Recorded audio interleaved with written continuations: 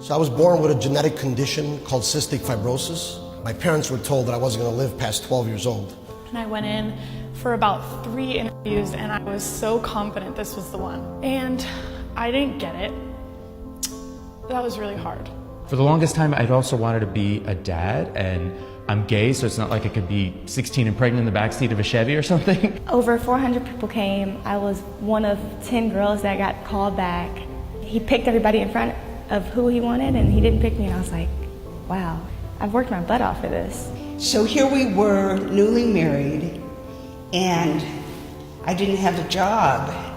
But it was a time when there wasn't very much support in regards to women's rights. I was playing mud football with a bunch of my friends. My kneecap got severely dislocated, and I ended up having to have surgery, and it was really a terrifying time for me. She read the script, I got it back.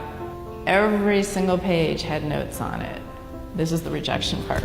You should take writing classes. You're not funny. I remember the x-ray technician saying to me, you need to be checked into the hospital immediately. Everything is supposed to be golden. It was a business school, and I went to an Ivy League business school, and I just was like devastated from not having anything happening and seeing all friends, things happen for them. I know it's hard to understand right now, but every delay has a blessing. By the time we're 30, we're expected to have everything figured out. But when we're still failing, getting rejected and pushbacks, we realize life doesn't work like that. Often what appears as a curse can be our biggest blessing. Every breakdown can be a breakthrough. Every failure can be a step forward. This man played Severus Snape in Harry Potter. He studied graphic design before drama, going back to school to follow his passion at the age of 26. That was in 1972. He got his first BBC role in 1978. His first film role? Not until 1988, when he was 42 years old. His name is Alan Rickman. And this person, prior to publishing the first entry in the series, this person was a single mother on welfare and almost suicidal. During this time, she wrote Harry Potter and the Philosopher's Stone while looking into becoming a teacher. She was also dealing with an ex-husband and all the challenges of being a single mother. She, of course, is J.K. Rowling. Remember this, someone graduated at 21 but waited 6 years to get a job. Someone had no education but was a millionaire at 21. Someone got married at 20 but divorced 5 years later. Someone got married at 35 but found everlasting love. It's not about being quick, instant, or now. It's about your timing.